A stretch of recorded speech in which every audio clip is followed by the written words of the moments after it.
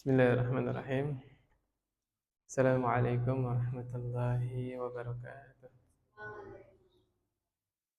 Alhamdulillah, wassalatu wassalamu ala rasulillah wa ala alihi wa ashabihi wa man tabi'ahum bi ihsanin ila yaumiddin wa ba'd. Kalau tidak salah, malam ini kita masuk tanggal 19 ya. 19 Muharram. Ya. Kita masih ada di bulan-bulan yang Allah agungkan, Allah muliakan.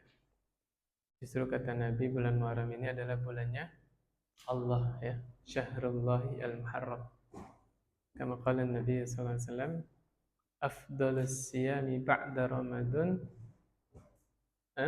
Syahrullahi al-Muharram. Paling utamanya salat, paling utamanya puasa sunnah setelah puasa Ramadan adalah puasa di bulan Muharram ya. Begitu juga ibadah-ibadah yang lain Allah cintai ya, yang dikerjakan di bulan Muharram. Karena bulan Muharram itu sebutan lainnya adalah bulan Allah Subhanahu wa taala. Subhanallah, saya takjub ketika buka bab ini ya.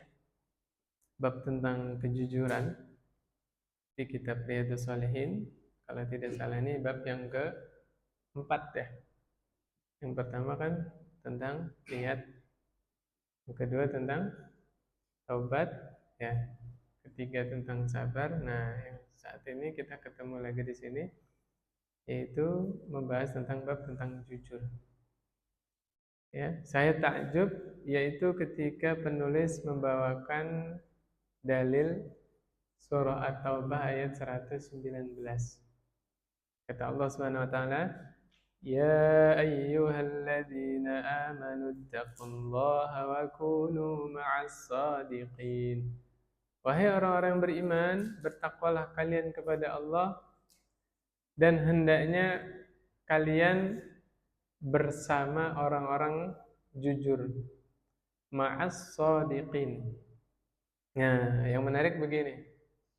Di dalam kaidah tafsir, model yang paling pertama itu ayat ditafsirkan dengan ayat. Ya. Ayat ditafsirkan dengan ayat sehingga kita memahami ayat itu lebih jelas lagi. Pertanyaannya, siapa yang dimaksud dengan shadiqin di sini? Allah perintahkan kita agar selalu bersama orang-orang shadiqin. Maka teman-teman boleh buka surah Al-Hasyr ayat 8. Ya, di situ kata Allah, ulaika humus shadiqun. Mereka lah yang dimaksud orang-orang shadiqun, ya, orang-orang yang jujur. Siapa? Lil fuqara'il muhajirin alladzina ukhriju min diyarihim wa amwalihim yabtaghuna fadlan minallahi wa ridwana wa yansuruna Allah wa rasulah. Ujungnya gimana? Ulaika humus shadiqun. Siapa yang disebut orang-orang shadiqun? Al-muhajir. Seluruh sahabat muhajir, yaitu orang-orang yang hijrah dari Mekah ke Madinah, itulah yang disebut shadiqun. Ini perintah jelas bahwa wajibnya kita berpegang teguh dengan manhaj salafus saleh. Mengamalkan Islam ini sebagaimana yang diamalkan oleh orang-orang terdahulu. Yang paling pertama mengamalkan Islam siapa? Muhajir, yaitu dalam kurung sahabat Rasulullah SAW. Baru ayat 9-nya yang disebut siapa? Sahabat Ansar. Walladzina tabawwa'ud dara wal imana min qablihim yuhibbuna man hajara ilaihim wa la yajiduna fi sudurihim hajatan mimma utu wa yu'thiruna 'ala anfusihim walau kana bihim khasasah wa may yuqa syuhha nafsihi fa ulaika humul muflihun. Ini bicara tentang siapa? Sahabat Ansar. Ya. Ya, kalau kembali lagi ke ayat 119 At-Taubah tadi, wa kunu ma'as shadiqin. Ini perintah langsung dari Allah supaya kita senantiasa berada di atas manhajnya para sahabat.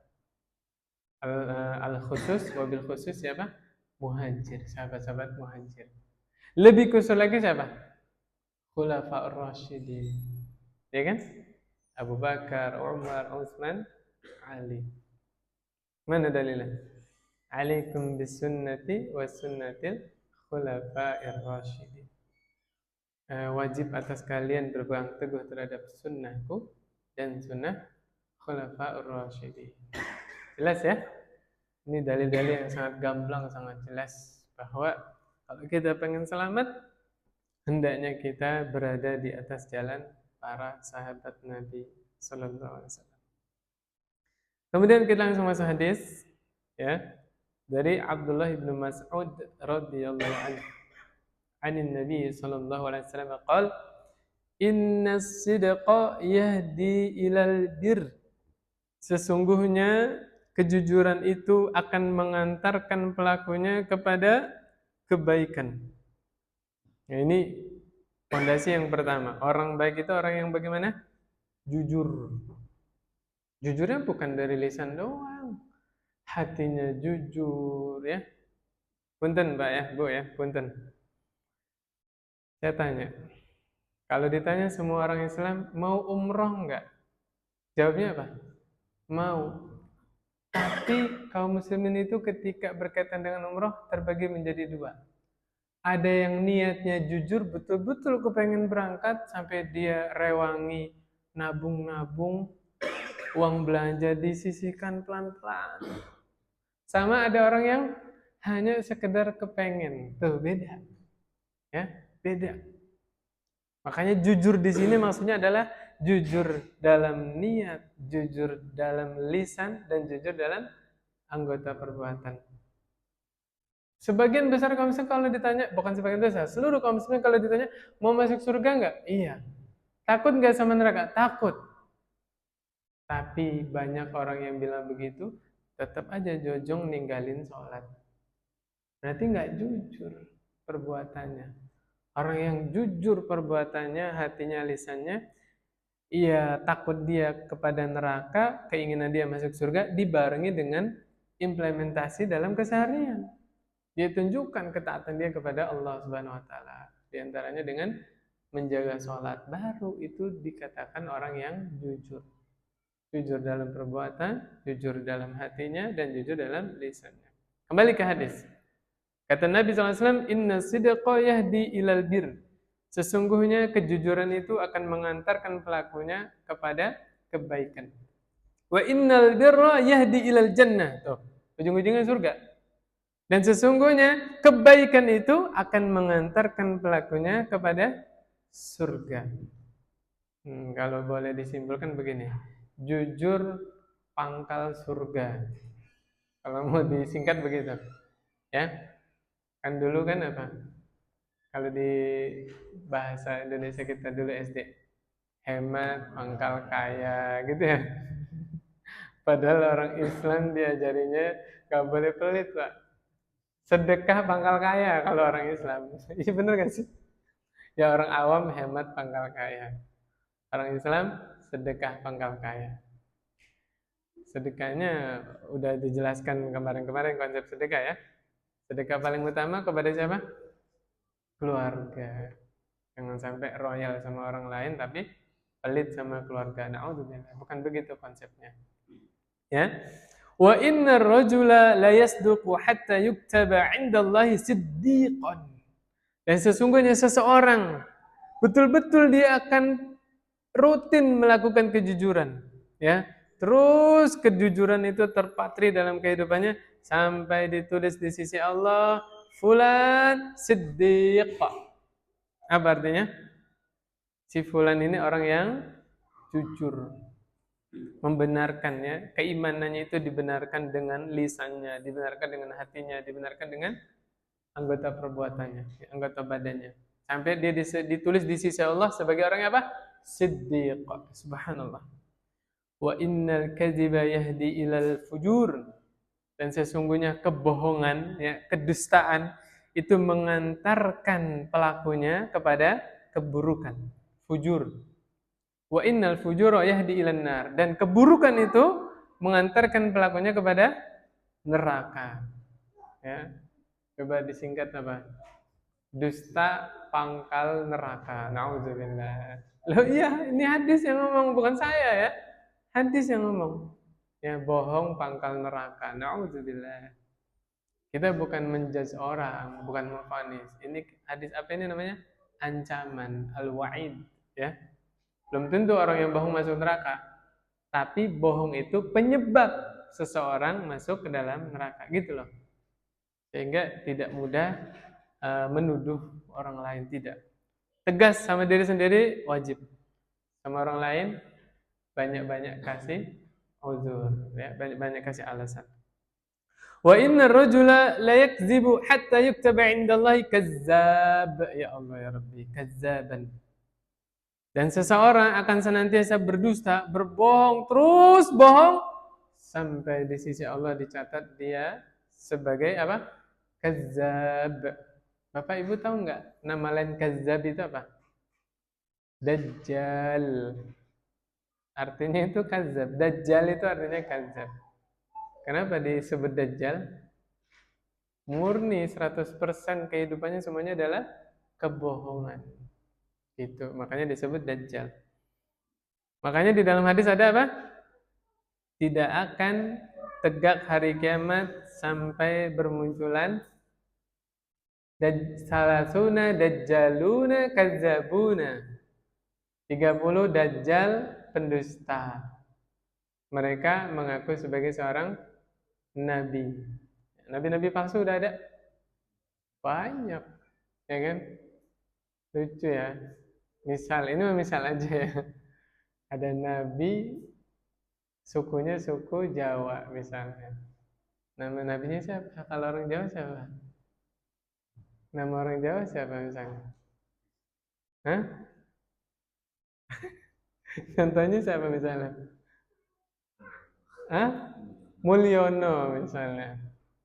Kalau Nabi kita kan Allahumma sholli ala Sayyidina Muhammad. Enak ya? Sallallahu alaihi wasallam. Coba kalau Mulyono. Misalnya, ini misal doang ya. Allahumma sholli ala Mulyono. La haula wala quwwata illa billah. Ala kulli hal, kita Ahlussunnah wal Jamaah meyakini dengan datangnya Nabi Muhammad sallallahu alaihi wasallam itu sebagai penutup para nabi dan rasul. La nabiyya ba'dah. Enggak ada nabi setelah Nabi Muhammad sallallahu alaihi wasallam. Dajjaluna kadzabun ini 30 pendusta. Ini nabi sebut dajjal. Semuanya mengaku apa? Nabi. Nanti dajjal yang paling terakhir baru ngaku bukan nabi lagi, ngaku sebagai apa? Sebagai Tuhan. Ajibnya ya, luar biasa, Pak. Fitnah dajjal itu sangat dahsyat. Dajjal ketika datang ke suatu negeri, penduduk negerinya tidak beriman kepada Dajjal, negerinya kering kerontang. Ternak mati semua. Ya, sumur kering. Bayangin, Pak, fitnah seperti itu. Sebaliknya Dajjal datang ke suatu negeri, penduduknya beriman kepada Dajjal, kotanya subur makmur. Negerinya subur makmur. La ilaha illallah. Kayak apa itu? Kita merasa kuat menghadapi fitnah Dajjal di akhir zaman? Belum tentu. Sampai Nabi pesan, siapa saja di antara kalian yang mendengar berita tentang Dajjal, lari menjauh. Walaupun sampai harus ke gunung, walaupun sampai makan akar. Saking nggak ada makanan lain yang bisa dimakan. Bapak pernah makan akar? Pernah. Singkong itu kan akar. Ubi itu kan akar, ya kan? Iya benar ya kan. Singkong ubi itu kan akar ya. Subhanallah. Suruh ngejauh. Sampai Nabi pesan, jangan sampai salah seorang di antara kalian ada yang merasa, saya udah tahu ilmunya, saya bisa menghadapi Dajjal. Pas berhadapan dengan Dajjal, malah jadi pengikutnya. La ilaha illallah. Jangan. Karena hukum asal fitnah dihindari. Bukan malah dicari, bukan malah dihadapi, enggak. Fitnah apapun. Fitnah syahwat, fitnah syubhat. Enggak tanggung-tanggung, saya contohkan siapa? Imam Malik bin Anas. Siapa Imam Malik? Gurunya Imam Syafi'i, ya, rahimahumullah. Diajak debat sama orang Mu'tazilah atau orang Murji'ah, saya lupa. Diajak debat. Sekelas Imam Malik loh, Pak. Bu. ulama hadis di Madinah, gurunya Imam Syafi'i, ditantang debat melayani? Tidak. Kata Imam Malik apa? Saya sudah dapat agama saya. Kalau Anda masih mencari agama Anda, cari sendiri. Tuh. Karena paham betul apa namanya? Fitnah itu hukum asalnya diapain? Dihindari. Ya. Jadi kita nih, termasuk saya pribadi yang ngomong, kita ini kroco-kroco, thalibul ilmi ya. Udah cari ilmu yang benar, kajian yang runut gitu aja. Tidak usah nantang-nantang debat ya, subhanallah. Lanjut, hadis kedua. Nah, ini dari Al-Hasan ibni Ali ibni Abi Thalib. Ya, punya kunyah siapa? Abu Muhammad. Ya, siapa Hasan? Kakaknya Husain, sekaligus cucunya Nabi Muhammad SAW. Yang di dalam hadis Rasulullah SAW mengakikahi Hasan dan Husain 2 kambing, 1 ewang. Nah ini Masya Allah ya. Jadi agama Islam ini penuh dengan kelonggaran. Kalau uangnya banyak, monggo, 1 bayi laki-laki itu akikahnya dengan berapa? 2 kambing ya. Tapi kalau uangnya kita pas-pasan ya, bahkan subhanallah, harusnya kan yang akikahin siapa? Ali, bapaknya kan? Ini yang akikahin siapa? Kakeknya. Ya subhanallah. Dan banyak riwayat bahwa Ali bin Abi Thalib bersama Fatimah ya radhiyallahu anhuma itu hidupnya prihatin. Ya. Fatimah itu sampai tangannya kapalan. Gara-gara apa? Nimba. Tahu nimba nggak Pak? Nah, sekarang tinggal cetrek, tinggal puter. Iya nggak? Dulu saya kecil ngalamin itu ngangsu, tahu ngangsu Pak? Tahu ya? Berarti kita sejaman. Sumurnya di mana, kamar mandinya di mana ya? Subhanallah. Fatimah ngalamin. Sampai Fatimah datang kepada Rasulullah SAW minta budak, minta pembantu. Dikasih? Enggak. Ya, Fatimah udah tangannya kapalan, nimba itu ngambil air ya buat kebutuhan sehari-hari, minta pembantu atau budak biar meringankan tugasnya. Apa Nabi bilang? Mau nggak aku ajarkan amalan yang lebih baik daripada yang engkau minta? Diajarin. Saya lupa ini yang minta langsung Fatimahnya atau Alinya. Pokoknya minta kepada Rasulullah SAW. Akhirnya diajarin. Sahabat ditanyain mau wirid apa enggak, ya gas lah. Akhirnya diajarin. Kata Nabi SAW, baca Subhanallah 33 ya, sebelum tidur Pak. Bukan salah sholat, ini lain riwayat lain. Sebelum tidur. Subhanallah 33, Alhamdulillah 33, Allahu Akbarnya 34. Jadi pas 100. Itu jauh lebih baik daripada yang diminta tadi. Masya Allah. Bayangin Pak, coba kita minta budak, pulang malah dikasih wirid. Nah, ngomel nggak? Itulah bedanya sahabat sama kita itu begitu. Ya, misalnya kita nih ada problem nih, yang dicarikan solusi. Banyak utang misalnya. Pengen datanglah ke Pak Ustadz misalnya. Ya, saya mah bukan Ustadz Pak, saya mah santri. Datang ke Ustadz, harapannya dipinjemin uang tuh sama Ustadz itu. Buat bayar utang ini. Sama Ustadz malah dinasehatin, diceramain. Dongkol nggak? Lagi butuh uang malah dinasehatin. Ya kan? Nah, itu bedanya sahabat begitu. Ya, sabar ya, subhanallah. Akhirnya malah mengamalkan wirid yang dikasih Nabi tadi. Subhanallah. Gimana hadisnya? Kata Hasan ibni Ali ibni Abi Thalib radhiyallahu anhuma, qala, beliau berkata, hafiztu min Rasulillahi sallallahu alaihi wasallam. Aku menghafal dari Rasulullah sallallahu alaihi wasallam. Siapa? Kakeknya. Da' ma yaribuka ila ma la yaribuka. Tinggalkan yang meragukanmu, ya, kerjakan yang yakin. Yang ragu-ragu jangan kerjain. Kerjakan yang yakin. Ini termasuk kaidah fikih ini. Ya, tinggalkan yang meragu-ragukan, beralih ke yang meyakinkan. Fa inna sidqa tuma'ninatun wal kadhiba ribatun. Karena sesungguhnya ya, kejujuran itu mendatangkan ketenangan. Adapun kedustaan menyebabkan keraguan-raguan. Hati itu jadi nggak tenang. Betul nggak? Kalau kita bohong, ya, hati kita jadi nggak tenang, berbahagialah. Berarti hatinya masih sehat. Saya ulang ya, orang yang berbohong terus habis itu hatinya jadi gelisah. Orang yang berbuat dosa terus hatinya gelisah. Mudah-mudahan itu tanda hati kita masih sehat. Yang bahaya itu orang yang berbuat dosa, na'udzubillah, tidak berpengaruh sama sekali di dalam hatinya. Na'udzubillah, jangan-jangan hatinya sudah mati rasa. Na'udzubillah. Ini kalau gelisah kan mendorong dia untuk bertobat, ya kan? Bahayanya bohong, orang kalau sudah berbohong sekali, untuk menutupi kebohongan awal, dia akan berbohong lagi, akan melahirkan kedustaan-kedustaan berikutnya. Na'udzubillah. Ya, nah, kita kembali lagi ke tadi, kaidah tadi apa?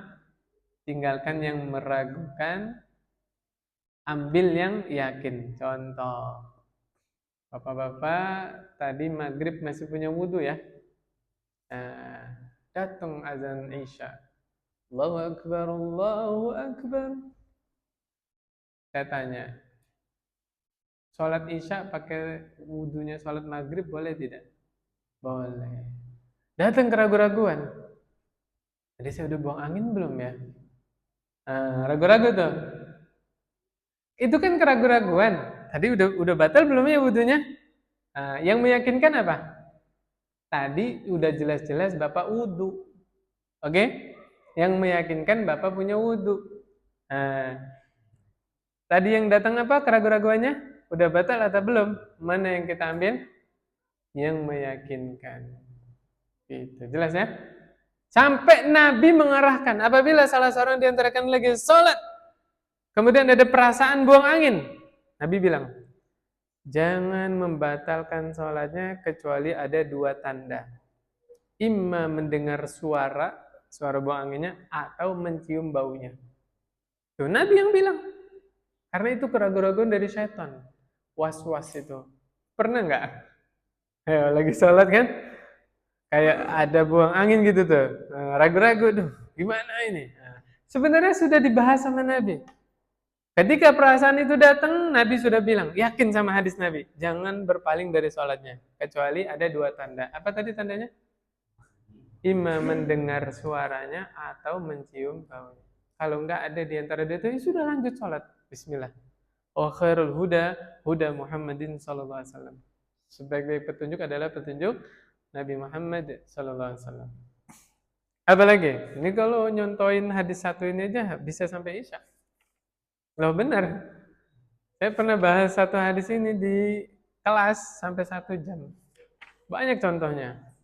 Contoh keraguan-raguan apa? Pakai minyak wangi yang beralkohol. Sebagian kaum muslimin ragu-ragu kan. Aduh, gimana nih? Ya kalau ragu tinggalin aja, selesai. Ya kan?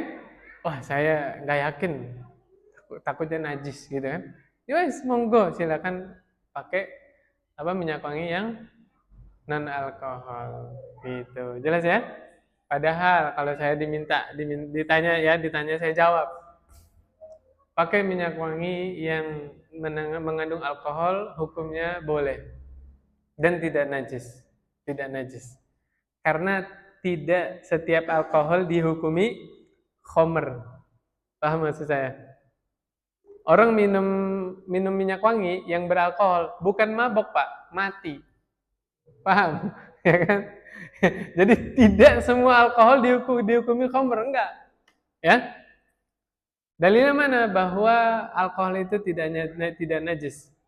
Padahal di Al-Quran kan innamal khamru wal maisir rijsun ya min amalis syaitan.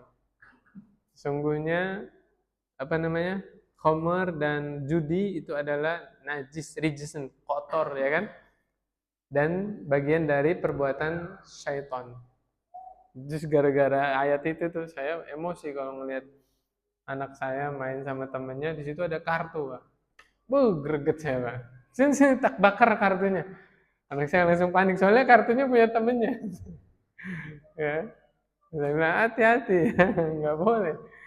Ya, judi, khamr itu adalah perbuatan syaitan. Nah, dalilnya mana? Yaitu ketika turun dalil tentang pengharaman khamr di Madinah, para sahabat membuang khamrnya di mana? Di jalan-jalan Madinah. Ya, bukan botol, Pak, gentong. Sampai becek itu jalan Madinah. Seandainya khamr itu najis, maka para sahabat tidak akan buang barang najis di mana? Di jalan. Kan orang mau sholat ke masjid, ngelewatin jalan juga kan? Sahabat tuh paling paham ilmu agama. Harusnya buangnya kemana? Ke selokan. Harusnya gitu kan? Ini poin yang pertama. Poin yang kedua, khamr itu haramnya diapain? Diminum. Sedangkan sebagian alkohol bukan khamr. Ada yang buat apa? Luka, ya kan? Kayak Rivanol ya. Nah, jangan sampai bapak-bapak punya anak dinamain Rivanol, jangan ya. Wih, keren juga nih Rivanol. Jangan. Itu nama-nama obat antiseptik ya. Ya? Apa namanya? Kemudian minyak wangi bukan buat diminum kan? Ya, ala kulli hal saya ambil pendapat boleh menggunakan minyak wangi yang mengandung alkohol. Silakan. Gitu. Apalagi yang meragu-ragukan? Daging buaya misalnya. Ayo, halal apa haram? Hah? Daging buaya halal atau haram? Bapak yakinnya kemana? Ragu-ragu, saya ragu-ragu lah. Ya sudah tinggalin aja. Kaidahnya apa tadi? Da' ma yaribuka ila ma la yaribuka. Selesai urusan, benar ya? Dengan tempe yang udah jelas halal. Jelas ya Pak ya? Misalnya Bapak main ke rumah apa? Teman Bapak, Masya Allah pulang dari luar negeri kan, bawa daging buaya misalnya. Oh. Ya mungkin kalau wujud utuh satu buaya Bapak nggak mau makan. Lah kalau udah bentuknya stick, potong-potong, wah lain cerita itu, ya kan? Gitu. Walaupun saya pelajari, saya lebih condong daging buaya itu halal. Karena buaya dikategorikan apa? Hewan air. Nah, kita kan kembalikan kepada ahlinya. Tanya sama ahli biologi. Buaya itu menghabiskan mayoritas usianya di mana? Di air. Ke darat itu kalau ada perlu doang. Kawin misalnya, atau bertelur. Selebihnya di air, Pak, Bu, selebihnya di air. Makanya apa namanya digolongkan makhluk air. Kalau makhluk air, kembali ke hadis Nabi, ya, tentang laut. Ya, al-bahru al-hillu ma'uhu apa bukan salah? At-tahuru ma'uhu wal hillu maitatuh. Airnya suci, bangkainya halal. Karena begini, Bapak Ibu yang dirahmati Allah Subhanahu wa taala, kalau buaya itu haram, ya, konsekuensinya nanti berarti kulitnya buaya itu najis. Gak bisa disamak. Kalau kulit buaya itu najis, jual beli transaksi barang najis sah nggak di dalam Islam? Nggak boleh. Nah, jelas sampai sini.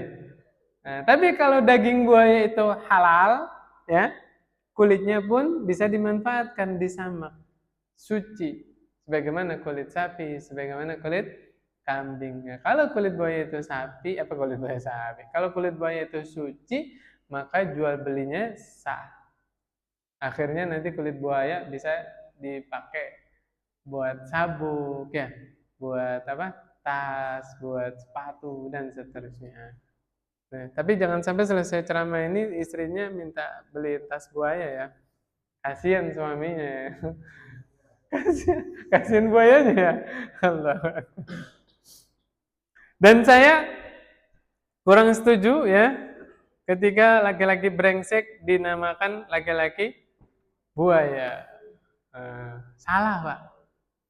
Karena diteliti oleh ahli biologi ternyata buaya itu salah satu hewan yang setia, Pak. Bahkan dia nggak mau hubungan badan kecuali sama istrinya. Masya Allah, setia buaya itu. Ya, Bapak boleh analisa perkataan saya. Ya, Bapak tahu Playboy? Nah, lambangnya apa? Buaya apa kelinci? Kelinci. Ya, kayak begini tuh kan? Ya, bener nggak? Ternyata saya ngobrol sama dokter, Pak. Ya, waktu ke Brebes tuh di kereta, ya kita satu bangku sama dokter. Diteliti sama kedokteran, kelinci itu, ya kenapa dijadikan lambang Playboy? Kelinci itu kalau udah hubungan sama betina ya, besoknya nggak mau sama betina yang sama, dia cari betina lain. Jantannya kelinci itu. Makanya lambangnya Playboy apa? Kelinci. Makanya kalau ngatain laki-laki brengsek, jangan buaya. Dasar kelinci. Kalau kemarin kan dasar buaya ya. Sekarang dasar kelinci. Allahu Akbar. Jelas ya, ala kulli hal kita kembali ke sini. Yang benar apa tadi? Tinggalkan yang meragukan, kerjakan yang yakin ya. Udah itu aja konsepnya. Contoh, contoh, nemu uang di jalan, ya. Kalau 2.000 mah bapak tinggalin. Kalau nemunya 300.000 gimana? Atau 500.000 di jalan, ambil nggak Pak? Ambil, Allahu Akbar. Bapak ambil uang itu, Bapak punya kewajiban mengumumkan selama setahun. Ayo Allah, berat nggak? Berat, bener. Ya, saya pesan sama anak saya dari awal, dari kecil, yang bukan punyamu jangan diambil. Saya udah pesan, apapun itu. Tapi saya bilang, kamu nemu uang di jalan, misalnya berapa, 100.000. Terus ada orang kehilangan uang, orang ini lapor ke polisi, uangnya ada di tanganmu, kamu bisa ditangkap polisi. Barang bukti itu, dikira mencuri, dituduh mencuri, saya gituin. Ya, yang sederhana itu gampang, kita hidup sederhana, apa-apa yang bukan milik kita, wis, nggak usah diambil, selesai, ya nggak? Lain cerita kalau bapak bikin pondasi rumah atau pengen bikin spiteng, gali tanah kan, nemu emas 1 kilo, ambil nggak Pak? Ambil itu Pak, ambil itu. Tapi jangan lupa ada zakatnya. Zakat rikaz itu al-khumus, 1/5 atau 20%. Ya, nggak usah pelit Pak, Bapak juga nemu, Allah yang kasih itu, ya kan? Jadi kalau nemu emasnya 1 kilo, zakatnya berapa? 200 gram. Bismillah Pak. Bapak keluarkan zakatnya, Allah berkahi hartanya. Gitu. Kalau nggak dikeluarkan zakatnya, tercampur harta Bapak yang halal dan yang haram. Karena itu bukan hak kita. Yang 200 gram itu bukan hak kita. Ya. Kapan kita nemu uang emas 1 kilo itu? Pertanyaannya di situ ya. Subhanallah. Oke, lanjut ke sini. Sekarang hadis yang lain. Dari Abu Sufyan, Sokhri bin Harb. Nah, ini dulu Abu Sufyan masih kafir, Pak. Belum masuk Islam. Abu Sufyan kan masuk Islam setelah Fathu Mekah kan? Nah, Abu Sufyan dagang tuh ke Syam. Ke Syam ya, ketemu dengan Herakl. Herakl itu bahasa Indonesia siapa? Heraklius, ya, raja Romawi ya. Iya, raja Romawi di Syam. Kalau Persia kan di Iran, ya. Syam itu yang di sebelah sana. Nah, subhanallah Pak. Padahal Abu Sufyan dulu musyrik Pak, musyrikin Quraisy. Musuhnya Nabi kan? Masya Allah Pak. Orang-orang terdahulu itu akhlaknya mulia, walaupun musuh tetap dia berkata jujur. Ya. Ketika ditanya sama Herakl, di negeri kalian ada orang yang ngaku nabi? Iya. Jawab Abu Sufyan. Ya, "Famaza ya'murukum?" Apa yang dibawa oleh nabi itu? Ajarannya bagaimana? Abu Sufyan jawab apa? Ya. Abu Sufyan ya berkata, "U'budullaha wahdahu wa la tusyriku bihi syai'a." ya, seorang pemuda yang bernama Muhammad sallallahu alaihi wasallam mengaku jadi seorang nabi. Apa dakwanya? Sembahlah oleh kalian Allah saja dan jangan menyekutukan Allah dengan sesuatu apapun. Watruku ma yaqulu abaukum. Tinggalkan apa-apa yang dikatakan oleh nenek moyang kalian. Nah, ini kalau boleh cek di banyak ayat, ajaran yang dibawa oleh Nabi itu melulu bertentangan dengan apa? Ajaran nenek moyang. Kalau bahasa kitanya apa? Tradisi. Ya, dari dulunya begini, darinya dulu begini ini. Lihat dakwanya Nabi Nuh, ya, Nabi Lut, Nabi Soleh, melulu beratnya para kaum terdahulu mengikuti ajaran Nabi, beratnya di mana? Meninggalkan tradisi atau nenek moyang dulu, ya. Islam bukan menghapus tradisi, Pak, Bu, punten. Islam datang itu menyeleksi. Tradisi-tradisi yang baik silakan lanjutkan. Contoh tradisi mudik. Nah, ada nggak hadis tentang mudik? Keutamaan mudik ada nggak? Nggak ada. Tapi saya katakan, mudik ini kan tradisi. Dilestarikan nggak? Iya, dilestarikan. Banyak pendukungnya. Yang pertama, anjuran apa? Birrul walidain, bakti kepada orang tua. Iya nggak? Yang kedua, memasukkan kegembiraan kepada saudara muslim. Kalau menggembirakan saudara muslim aja pahalanya luar biasa besar, apalagi yang digembirakan siapa? Orang tua, saudara, keluarga, ya kan? Nah, Islam datang itu menyeleksi tradisi-tradisi yang sesuai dengan ajaran Islam, lanjutkan. Termasuk apa? Memuliakan tamu. Tradisi bukan? Tradisi bangsa Arab dulu. Ya. Islam datang dikukuhkan di dalam hadis. Man kana yu'minu billahi wal yawmil akhir falyukrim dhaifah. Siapa yang beriman kepada Allah dan hari akhir, maka muliakanlah tamu. Jelas ya? Wa ya'muruna bis salati was sidqi. Nabi Muhammad SAW memerintahkan kami untuk sholat dan berlaku jujur. Ini siapa yang bilang? Abu Sufyan. Padahal masih musyrik. Lihat profesionalnya. Zaman dulu orang musyrik ketika ditanya tetap jawabnya profesional. Sekarang orang Islam gimana? Hah? Jawabannya gimana? Kembali kepada kepentingan kelompok masing-masing. Kepentingan partainya masing-masing. Padahal agamanya apa? Islam. Allahu Akbar. Kalah siddiqinya sama orang musyrik zaman dulu, ya. La haula wala quwwata illa billah. Wasilah, dan menyambung silaturahim. Wal afaf. Afaf apa? Menjaga kesucian. Kalau mau lebih rinci ya, saya bawakan ya. Afaf atau iffah itu diantaranya menjaga kehormatan diri, ya, dari perbuatan yang keji, dalam kurung apa? Zina. Dan makna yang lain afaf di sini adalah apa? Menjaga wibawa, tidak minta-minta, tidak bergantung kepada orang lain. Itulah yang disebut apa? Afaf. Makanya doanya Nabi gimana? Allahumma inni as'alukal afwa wal af. Gimana? Allahumma inni as'alukal afwa wal, gimana sih? Wal afiyah. Fahuwal ghina. Wal afaf wal ghina itu. Ya, dan seterusnya. Di antaranya kita meminta kepada Allah sifat apa? Afaf. Afaf apa tadi?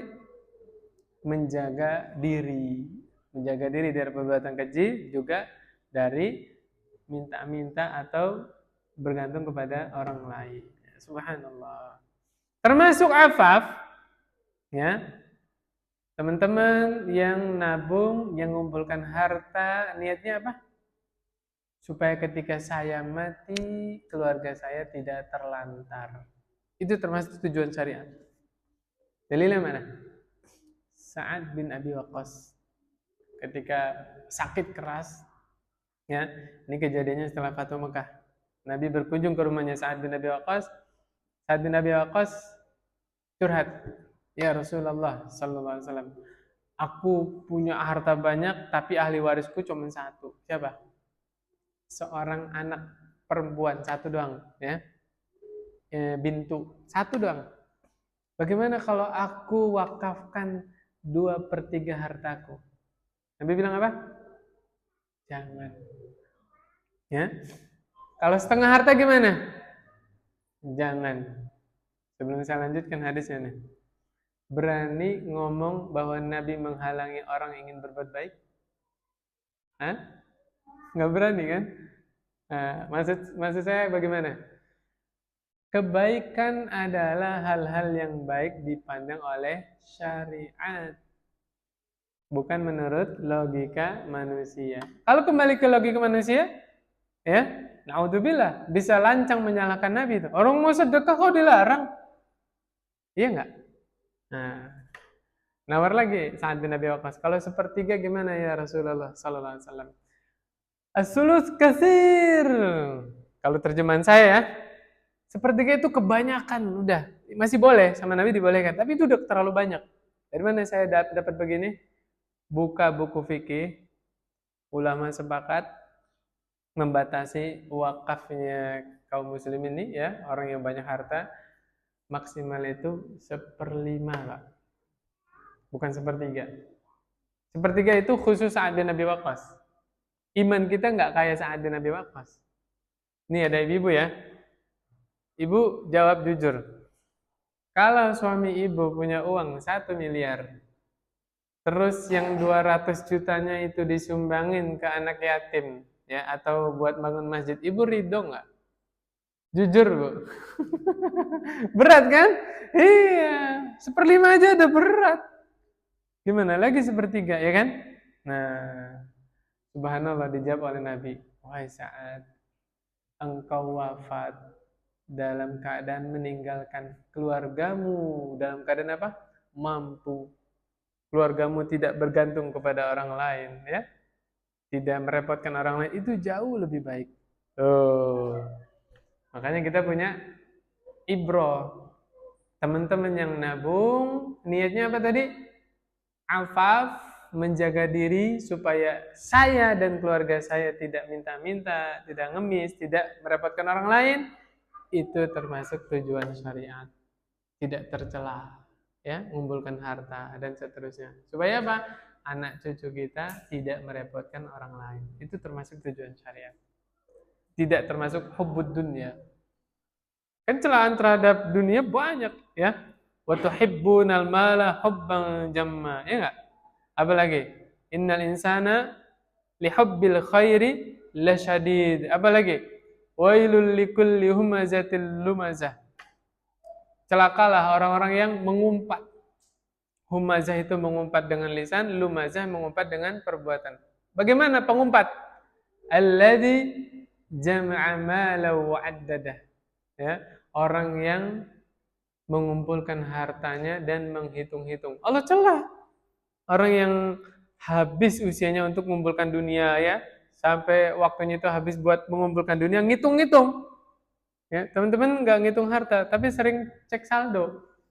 Ayo, bener nggak? Nabi bilang apa? Allah bilang apa? Wail, celaka orang yang mengumpulkan harta menghitung-hitung. Tapi dalam hal tadi, kalau bapak ibu nabung mengumpulkan hartanya dalam rangka apa tadi? Menjaga iffah, ya, kesucian harga diri, itu tidak melanggar syariat. Justru yang Nabi harapkan, ya, subhanallah.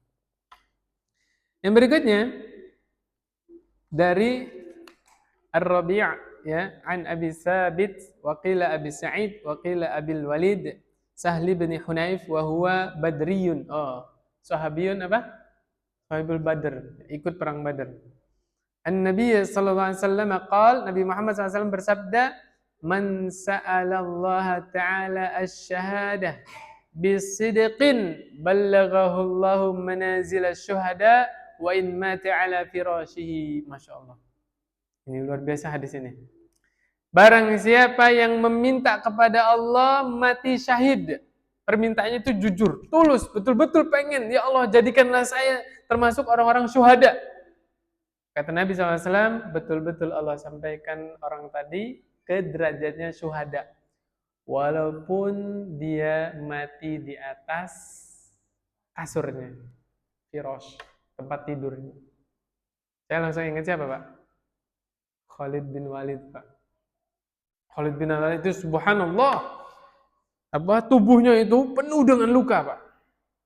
Apa yang nggak pernah melukai tubuhnya? Anak panah, tombak, pedang, ya, pisau dan yang lain-lain. Penuh. Yang diharapkan Khalid bin Walid apa? Syahid. Tapi Khalid bin Walid matinya di mana? Wafat di atas kasurnya. Nah, ini hadisnya nih. Siapa yang tulus, jujur hatinya betul-betul minta kepada Allah, mati syahid, Allah sampaikan dia ke derajatnya syuhada, walaupun mati di atas tempat tidurnya atau kasurnya. Ya, subhanallah. Ada pertanyaan, kenapa kok Allah tidak mentakdirkan Khalid bin Walid gugur di medan perang? Karena Khalid bin Walid punya julukan siapa?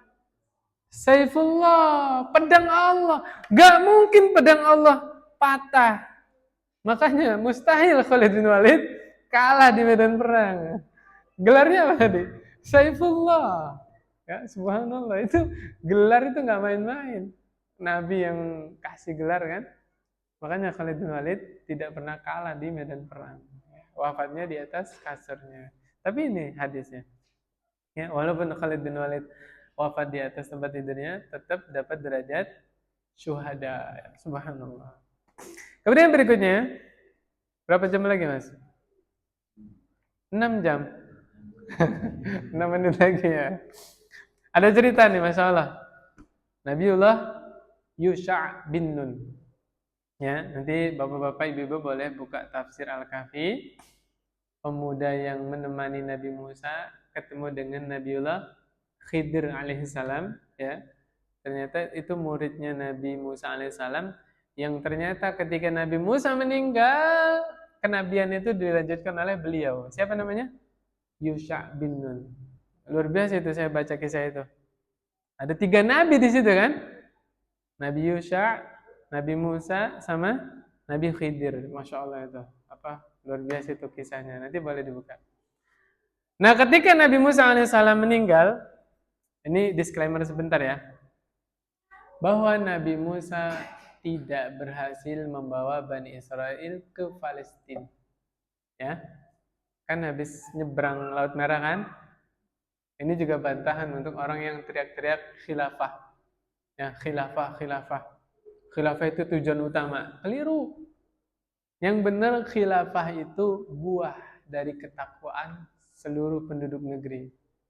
Ketika satu negeri semuanya bertakwa kepada Allah, Allah kasih hadiah. Apa hadiahnya? Khilafah. Tegak syariat Islam di negeri tersebut. Buka sejarah Nabi dari Nabi Adam sampai Nabi Muhammad SAW. Dari Nabi Nuh sampai Nabi Muhammad SAW. Melulu dakwah para Nabi apa? Tauhid, bukan khilafah. Seandainya tujuan utama dakwah para Nabi khilafah, Fir'aun tenggelam di Laut Merah, harusnya Nabi Musa balik lagi ke Mesir. Mesir kosong pemerintahannya, ya. Nabi Musa nggak usah repot-repot kudeta, betul? Koreksi omongan saya kalau saya salah. Tapi Allah tidak perintahkan Nabi Musa balik ke Mesir. Perintahnya kemana? Lanjut, habis nyebrang ke Jaziratul Arab, lanjut ke Palestina. Nah, di situ Allah perintahkan Bani Israel menaklukkan kota Palestina, negeri Palestina. Yang di sana ketika itu dikuasai oleh kaum Jabbarin. Jabbarin itu artinya ini, Pak. Kaum yang sangat beringas, kasar. Bani Israel pejere. Tahu pejere, Pak? Jitet. Nah, bahasa mereka jitet ya. Ngelunjak, Pak. Apa kata Bani Israel? Idhab anta wa rabbak. Wahai Musa, kamu aja sama Allah pergi. Kalau udah ngalahin kaum Jabbarin, baru kita masuk. Marah Allah, Pak. Allah marah, Allah adab Bani Israel 40 tahun tersesat di padang teh. Sampai Nabi Musa meninggal, Bani Israel nggak nyampe Palestina. Nah, ketika Nabi Musa alaihissalam meninggal, dilanjutkanlah kenabiannya oleh siapa? Nabi Yusha alaihissalam, yang belajar Taurat kepada Nabi Musa. Bedanya, kalau Nabi Musa kan Rasul, membawa risalah syariat baru. Kalau Nabi Yusha, Nabi ini hanya melanjutkan risalah Rasul terdahulu. Jadi syariatnya Nabi Musa itu dilanjutkan, gitu loh. Nggak bawa syariat baru, ya. Nabi Yusha ketika itu sudah berazam kuat ingin menaklukkan Palestina.